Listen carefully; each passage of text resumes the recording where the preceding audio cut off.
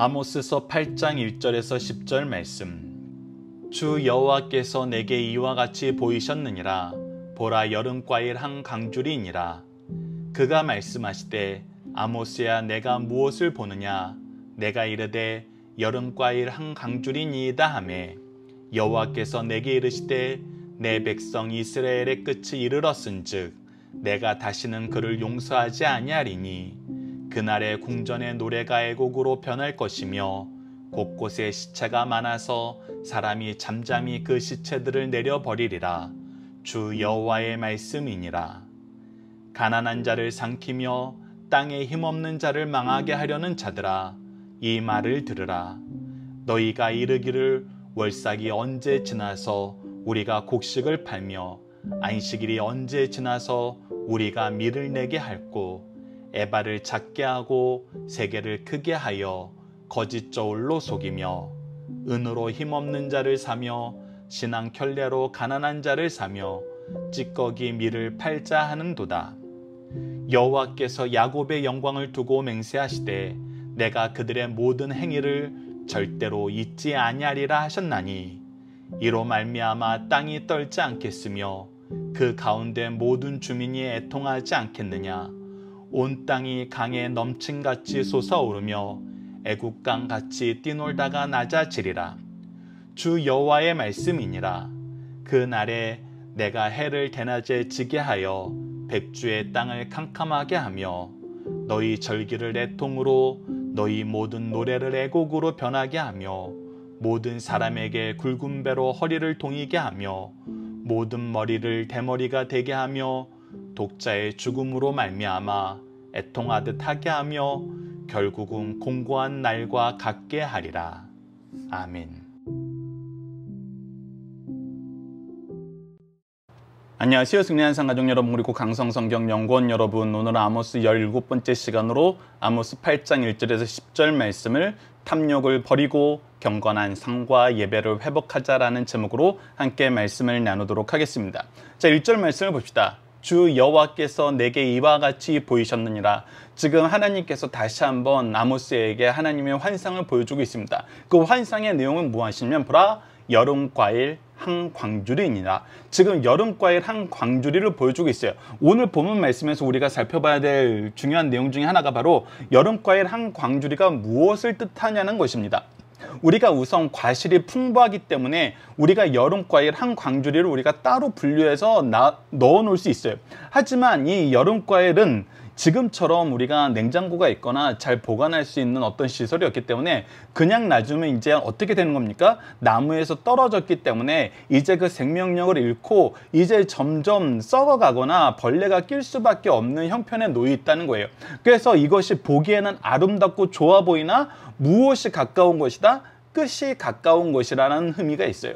그리고 실제로 우리가 과실을 다 따고 나면은 하나님께서 그 과실을 다시 열매 맺게 하지 않으면은 이 과실이 다시 열매 맺지 못하는 상황에 놓여 있는 거예요. 즉, 하나님의 심판의 때가 가까웠지만 지금 현재 그들이 가지고 있는 것이 여전히 있으므로 이들이 깨닫지 못하고 있는데, 하나님께서 지금 이 여름 과일 한 광주리를 보여주심으로써 이 이후에 이제 없을 거라는 거예요. 하나님의 심판의 때가 가까웠다는 것입니다. 2절을 보십시오. 그가 말씀하시되, 하나님께서 다시 말씀하고 있습니다. 아모스야, 내가 무엇을 보느냐? 내가 이르되 여름과일 한 광주리니이다. 지금 하나님께서 보여주신 그 광주리를 보고 있습니다 하매, 하나님께서 뭐라고 말씀하시냐면, 여호와께서 내게 이르시되 내 백성 이스라엘의 끝이 이르렀은즉. 자, 보십시오. 앞서 얘기했던 대로 이 과일을 따서 광주리에 담아놨다는 것이 지금 보기에는 좋고 우리가 무엇을 가진 것 같으나 이것은 금방 사라질 것이요 앞으로 이것을 누리지 못하게 하신 하나님의 심판이 있으면 이것은 마지막을 뜻한다는 거예요. 그래서 하나님께서 이것이 이스라엘의 끝을 이르신다라고 우리에게 분명히 얘기해주고 있습니다. 내가 다시는 그들을 용서하지 아니하다. 이것이 지나면 이제 그들이 징계를 맞이하는 하나님의 때가 가까웠다는 거예요.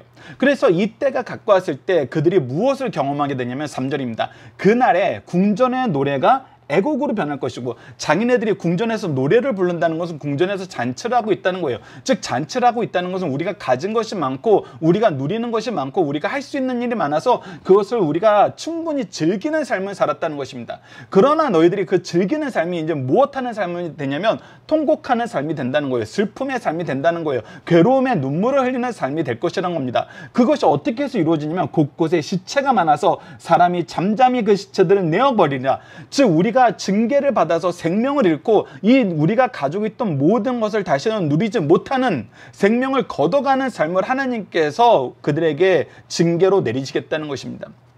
우리가 복음서에서 어리석은 부자의 예를 들 때도 분명히 이 부분이 나오잖아요. 하나님께서 나에게 주신 것이 많으면 그걸 가지고 내가 하나님의 뜻을 이루는 데 써야 되는데 이것을 내 행복의 어떤 필수적인 요구 조건들이 성취된 것으로 보고 창고를 더 짓고 이제 우리가 더 거두자, 더 쌓아놓자, 더 모으자, 정말 우리가 가지고 있는 거 많다, 이제 앞으로 우리는 이걸 가지고 즐기는 삶을 살면 돼 하는데 하나님께서 뭐라 그럽니까? 어리석은 자요, 내 생명을 하나님께서 불러가시면 네가 준비한 그것이 무엇이 되겠냐는 거예요. 하나님께서 이 아모스서에서도 분명히 얘기합니다. 인간의 계획은 하나님의 역사 앞에서는 정말 허무해질 뿐이라는 것입니다. 하나님과 함께하지 않는 계획은 미련한 것이고 허무한 것이고 악한 것이고 헛된 기대감 안에 있는 것일 뿐이라는 거예요. 하나님께서는 계속해서 이것을 얘기해 줍니다. 그래서 하나님께서 우리에게 항상 보여주시는 모습이 뭐예요? 우리가 지난번 시편을 우리가 수년에 걸쳐서 상고하면서 시편에서 계속해서 강조하면서 보여주는 내용이 뭐예요? 너희 하나님을 알라는 거예요. 하나님을 바로 이해하고 하나님을 바로 섬기라는 거예요. 그 하나님이 어떤 하나님이란 거예요? 창조의 하나님이란 거예요. 이 창조의 하나님께서 그냥 창조해 놓고 내버려 두시는 것이 아니라 어떻게 하는 거예요? 하나님의 뜻 안에서 통치하신다는 거예요. 통치하시면서 그 안에서 우리에게 무엇을 이루시냐면 그의 백성을 구원하시는 구원의 역사를 이루신다는 거예요. 그리고 마지막 때는 무엇을 하세요? 심판하시는 심판의 역사를 하신다는 거예요. 그래서 창조, 통치, 구원, 심판의 역사가 하나님께서 주권적으로 우리 삶 속에 계속 적용시키시는 거예요. 그래서 이거를 통해서 하나님의 뜻을 알게 하고 하나님께 돌아오게 하고 하나님의 은혜를 더욱더 풍성하게 누리게 하고 하나님의 때가 왔을 때 기뻐하며 즐거워하면서 찬양하는 삶을 살게 하는 것이 하나님이 원하시는 것이고 하나님이 우리에게 주시는 가장 아름다운 삶의 모습이고 사랑의 모습이고 은혜의 모습인데 그것을 깨닫지 못하니 하나님의 심판이 너희들을 기다리고 있다는 거예요. 그리고 그 심판받는 내용에 대해서 특히 먼저 은혜를 받은 사람들, 하나님과 함께하는 예배의 축복을 누리던 사람들이 그 삶이 어떻게 변질되었는지 어떻게 죄악으로 달려가는지를 보여주면서 하나님의 축복의 시간이 그들에게 징계의 시간이 되는 걸 보여줍니다. 4절 보십시오. 특히 오늘 5절 말씀이 정말 마음이 아픈 말인데 4절부터 봅시다. 가난한 자를 삼키며 너희들이 평상시에 보냈니? 가난한 자를 삼켰다. 자, 우선 이 가난한 자에 대한 성경적인 개념 우리가 분명히 알아야 돼요. 가난한 자는 항상 우리와 함께 있어요. 그리고 하나님께서는 이 가난한 사람을 어떻게 해요? 돌보라 그러세요. 돌보게 하기 위해서 우리에게 무엇을 주셨어요? 은혜를 풍성하게 주셨어요. 다른 사람이 가질 수 없는 것을 더 먼저 갖게 하셨어요. 이 갖게 하신 것을 어떻게 써야 된다고요? 균등하게, 평균케 하는데 써야 된다고요. 그래서 하나님이 주신 것을 가장 잘 쓰는 것은 부족한 사람에게 이것을 주는 거예요. 4절은 우리가 현실적으로는 우리가 물질적인 부분에 포커스가 맞춰 있어요. 그러나 우리가 물질적인 면에서만 멈추지 않는다는 거 이미 알고 있잖아요. 정서적인 것, 감정적인 것, 더 나아가서 영적인 것까지. 그래서 심령이 가난한 자는 얘기하면서 정말 영적으로 하나님 앞에 무릎 꿇는 자들, 그런 자들을 위해서 우리가 애통할 줄 알아야 되고 그런 자들에게 우리가 평화의 도구로 화평케 하는 직분을 받아서 하나님의 아들이라 일컫게 되는 이 놀라운 하나님의 역사를 이루는 하나님의 백성들, 하나님의 자녀들, 하나님의 일꾼들이 돼야 된다는 거예요. 그런데 어떻게 했어요? 이런 자들을 삼켰어요. 타락한 지도자들의 모습이 뭐였어요? 삼키기 쉬운 먹이로 본다는 거예요. 가난한 자, 힘없는 자, 우리에게 대항하지 못하고 우리가 언제든지 삼키고 삼켰을 때 너무 맛있다는 거예요. 쉽게 먹고 쉽게 즐길 수 있는 그런 존재들로 보고 있다는 거예요. 여러분들 현대사회에 이런 모습이 어디에서 나타나고 있는지 여러분들 주의 깊게 보셔야 됩니다. 우리가 혹시 이런 것을 용인하고 있지 않나? 때로는 이것을 외면하고 있지 않나? 더 나아가서 때로는 우리가 이거 이용하고 있지 않나? 가난한 자를 삼키는 그런 삶의 모습, 가난한 자를 학대하는 그런 모습 보십시오. 땅에 힘없는 자를 망하게 하려는 자들이니, 속된 말로 갑질을 해서 정말 이 세상 삶을 더 이상 지탱할 수 없을 만큼 연약하게 만드는 자들이 아니냐는 거예요. 너희들 이 일을 할 때 하나님의 징계의 말씀을 들으라는 거예요. 그리고 나서 너희들이 어떤 삶을 사니? 5절 너무 슬픈 말씀입니다. 너희가 이르기를 월삭이 언제 지나가지? 빨리 이거 지나가고 우리 뭐 했으면 좋겠다? 우리가 곡식을 팔았으면 좋겠다. 안식일 언제 지나가지? 이거 빨리 지나가고 우리 밀을 빨리 팔았으면 좋겠다. 파는데 어떻게 파는 재미를 느낀 거예요? 에바를 작게 하고 주는 되는, 우리가 측정하는 이 되로 이렇게 옛날에는 쌀을 우리가 정량을 측정해서 줬잖아요. 근데 우리가 주는 물건은 작게 하고 세계 값은 크게 하고 폭리를 취하자는 거예요. 거짓적으로 속이자는 거예요. 그리고 우리가 사람을 매매할 수 없고, 사람은 우리가 존중해야 되고 구원해야 되고 축복해야 되고 은혜의 통로가 되어서 그들을 살리는 사람을 되어야 되는데, 은으로 힘없는 자를 사며 신 한 켤레로 가난한 자를 사며, 말이 안 되는 거거든요.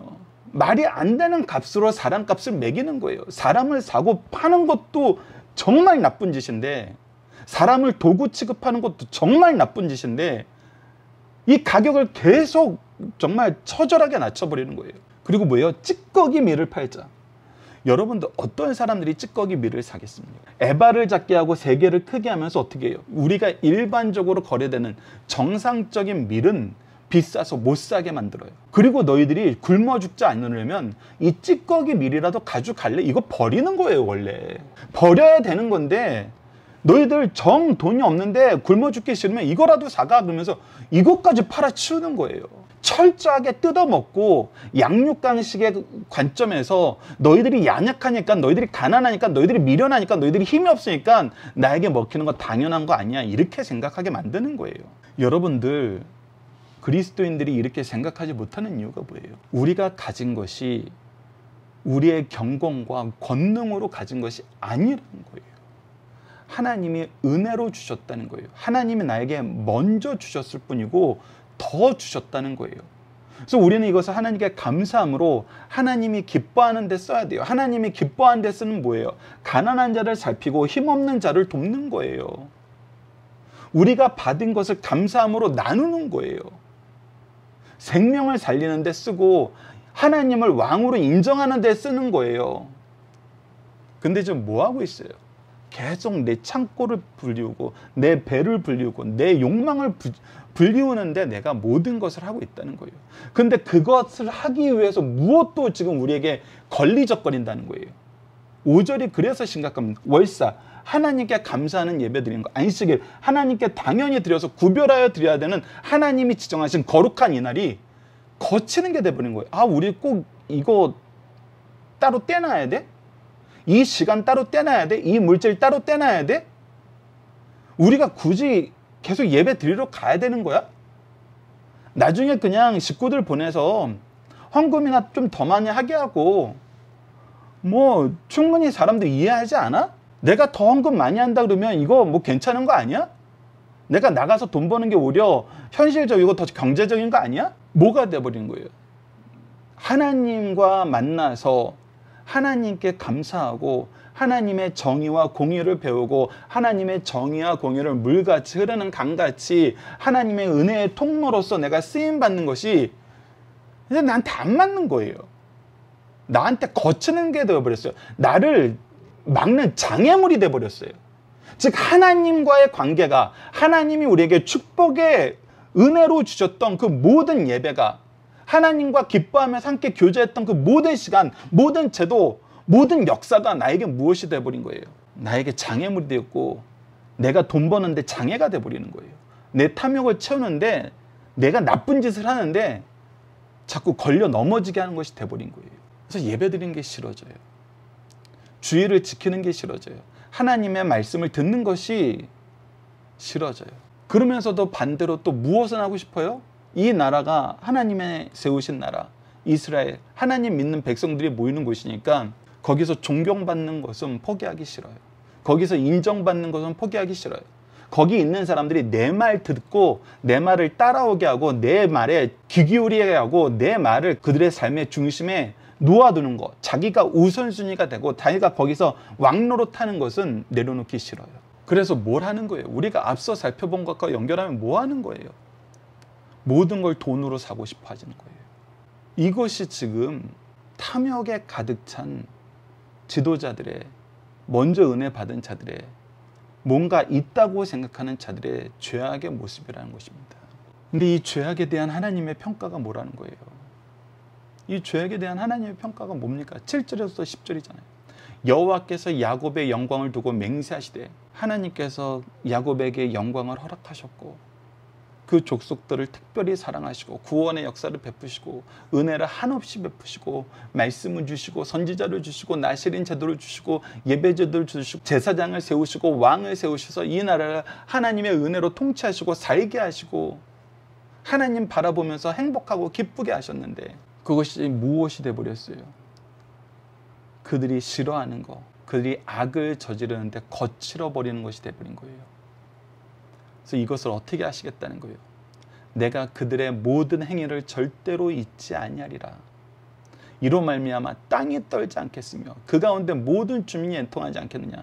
너희들의 그 행위가 나한테 징계받을 그 행위인데 땅도 떨고 그 모든 주민도 애통하게 되는 것이 당연하다는 거예요. 왜?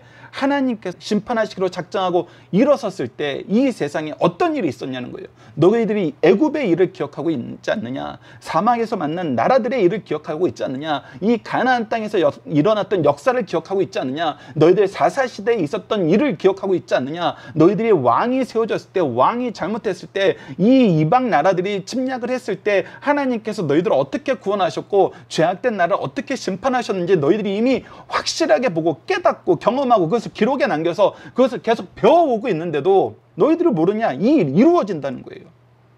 이전에 하나님께서 역사하셨던 것처럼 역사하셨을 때 땅이 떨었고 모든 주민이 그 하나님의 심판에 유구무원하면서 애통할 수밖에 없었던 것처럼 계속 보시다. 온 땅이 강에 넘침같이 솟아오르며 애국강같이 뛰놀다가 낮아지리라.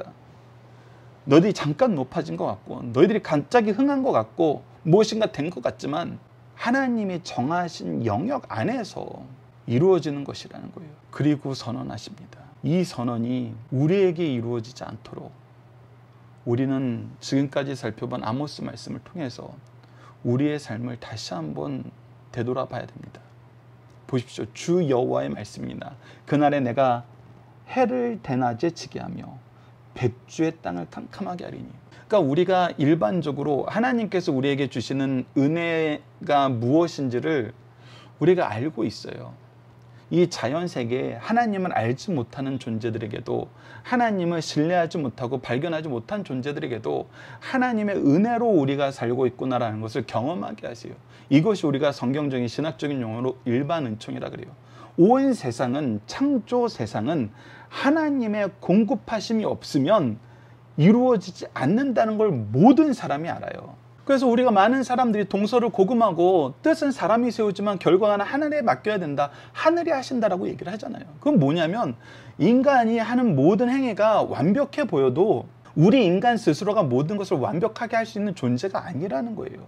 공급받아야 된다는 거예요. 허락받아야 된다는 거예요. 근데 이러한 은총을 하나님께서 어떻게 해주신다는 거예요? 걷어가 버리신다는 거예요. 그냥 모든 백성들에게, 하나님 믿지 않는 백성들에게 줬던 그런 일반 은총도 이 죄악을 행하는 하나님의 백성에게는 걷어가 버리세요. 당연히 될 거라고 생각하는 거, 당연히 있을 거라고 생각했던 이 해가 우리에게는 빛이 비치지 않는 거예요. 마치 애굽에 심판하실 때 고센 땅을 구별하여서 하나님께서 심판하셔서 고센 땅에는 하나님의 심판에 열애가 되었었는데 이제 반대가 돼버리는 거예요. 우리 일반 사람들은 이렇게 하면 되던데 우리는 안 되네?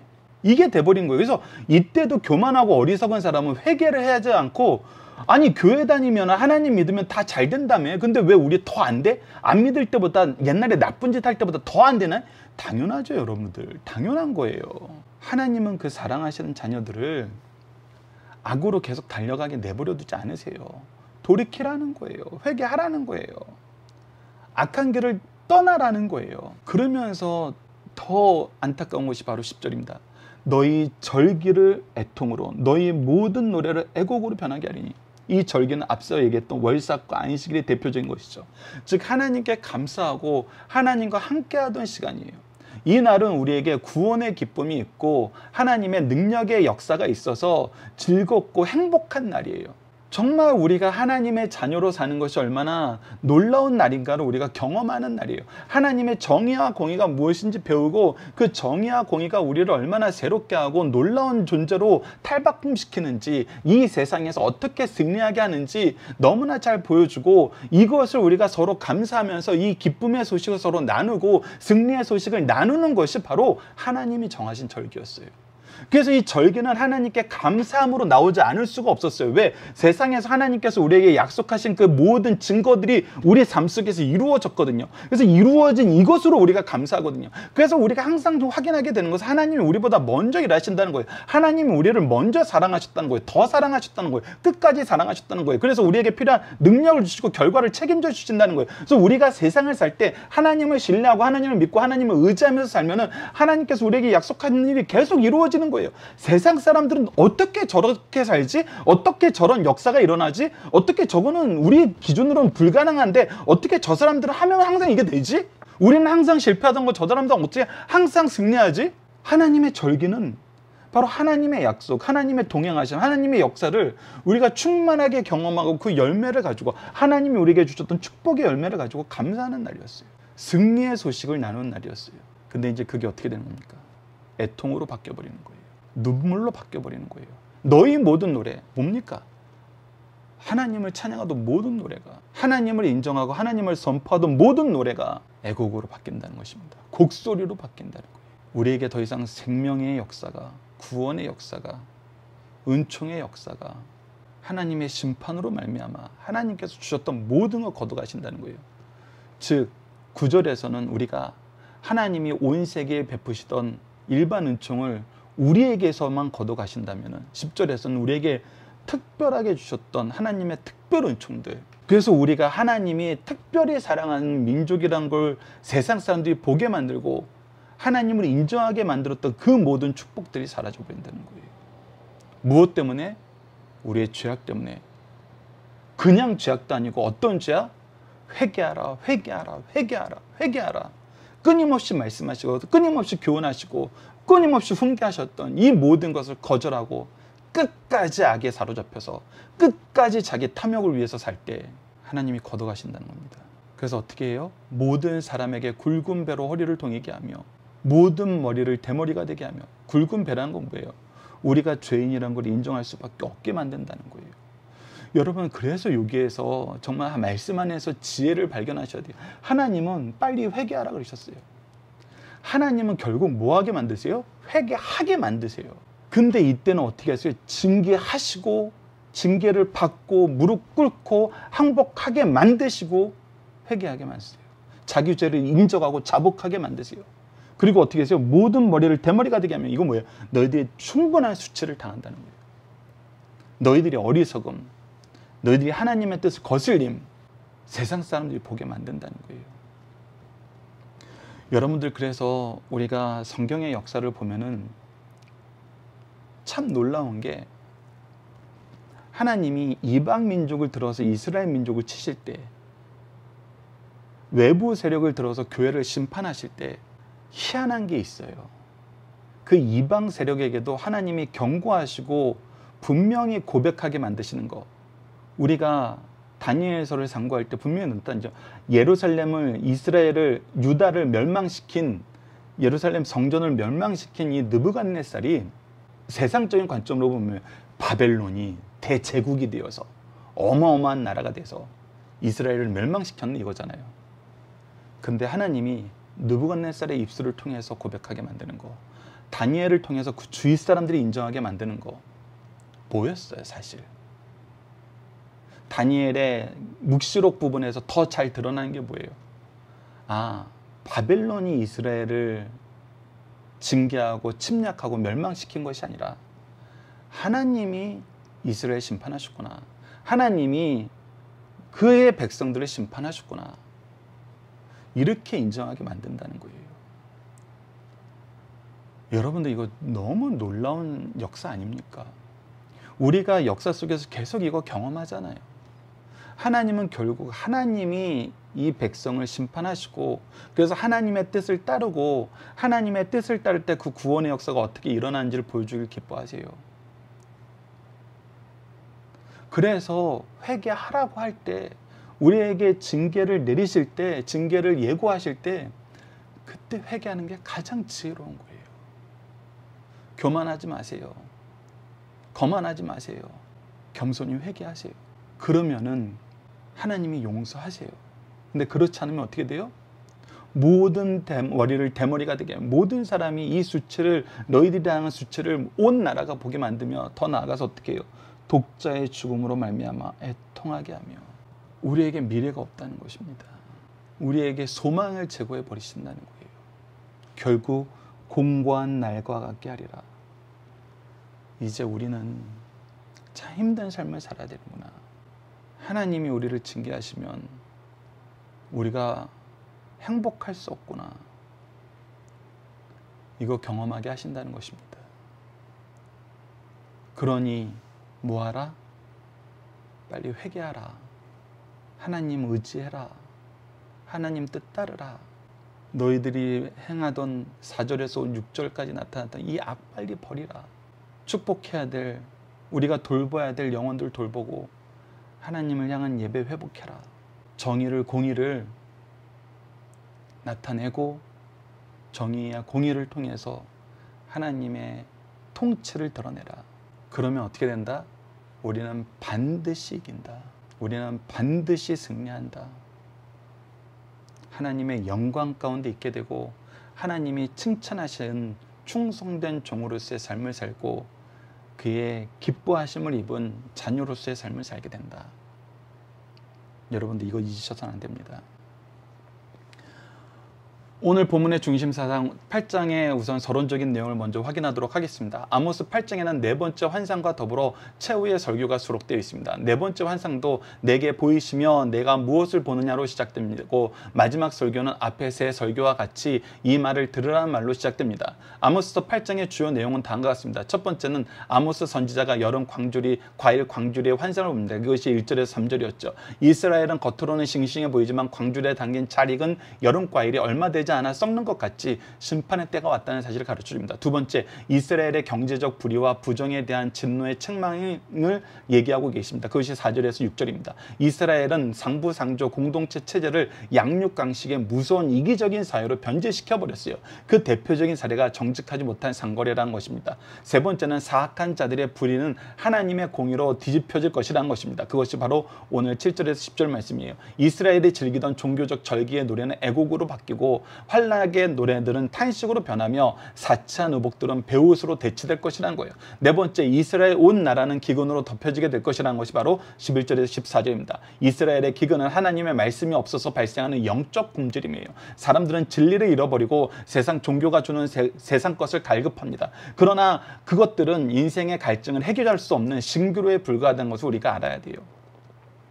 오늘 본문의 중심사를 봅시다. 첫 번째, 사람이 범죄할 때는 범죄로 얻어지는 이익을 즐기나 죗값은 반드시 청산하게 된다는 거예요. 즉 하나님께서 죄에 대해서는 심판하신다는 것입니다. 죗값을 청산하는 방법은 오직 두 길입니다. 하나는 예수께서 죄를 대속하시는 것이면 또 하나는 자신이 죗값을 치르는 거예요. 자신이 죗값을 청산하게 될 때는 생각보다 엄청난 대가를 치르게 돼요. 이 땅에서 죗값을 치르는 것과 비교하며 지옥불에 던져지는 심판은 영원한 것이에요. 이를 두려워하면서 그 어떤 죄도 속죄함을 받지 않으면 반드시 심판이 있다는 것을 명심해야 됩니다. 두 번째, 모든 죄의 배후에는 자기 이익만 추구하는 탐욕이 도사리고 있다는 것입니다. 사람이 탐욕이 생기면 하나님께 예배드리는 것도 소홀히 하고 남의 기본적인 권리마저도 짓밟고 자기 이익만 취하려고 합니다. 그러므로 탐욕을 다스림이 곧 자신을 다스림이 된다는 사실을 가르쳐주고 있어요. 마지막 세 번째는 범죄자의 최후의 모습이 얼마나 비참한가를 보여줌으로써 공의로우신 하나님을 소개합니다. 범죄자의 비참함을 어느 시대마다 여러 가지 방법으로 보여주고 있어요. 아모스 시대에는 이스라엘의 범죄와 그 결과로 받을 심판을 하나하나 자세히 보여주셨습니다. 하나님은 어느 시대나 동일하게 심판하세요. 이를 깨닫는 사람들은 죄를 멀리하고 심판을 피하라고 명하신 말씀이에요. 그것이 가장 좋은 게 뭐예요? 경고할 때 회개하세요. 경고할 때 회개하십시오. 이번 주 공동 기도 제목은 우리의 삶의 위기를 하나님과의 관계를 통해서 깨닫게 하시고 진리의 말씀과 예배를 통해서 회복의 역사를 경험하게 해주소서입니다. 오늘 본문 말씀을 통해서는 하나님 교회의 예배가 세상 이익에 장애가 된다는 생각이 많이 공유되는 사회입니다. 이것이 죄임을 깨닫게 하시고 이러한 삶을 버리고 이러한 리더가 되지 않도록, 이러한 부모가 되지 않도록 말씀으로 교훈하여 주시고 그리스도의 사랑으로 고쳐주시고 성령의 은혜 안에서 훈련받아 바른 길 가게 하여 주시라고 기도하는 우리 승리한상 가족 여러분들, 강성성경 연구원 여러분들이 기도합니다. 감사합니다.